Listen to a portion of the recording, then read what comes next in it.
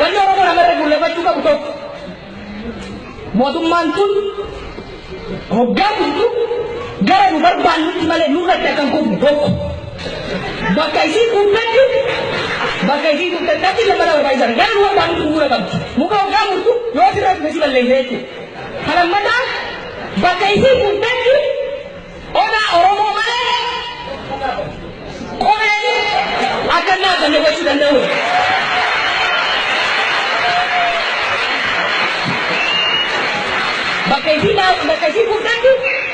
Bakka isii kuuftatti odaa Oromoo malee haadhaan diinaa odaa keessatti akka dhaabatanii kareessuu na barbaachisa. Kana mirkaneessuudhaaf qabxiileen lamaan amma duraan ture kana mirkaneessuudhaaf qabsoon amma eegale kun tooftaasaa bara limatee tartiiboodhaan masakramee deemuudhaan diina gargaarsuutti bu'uura qaba.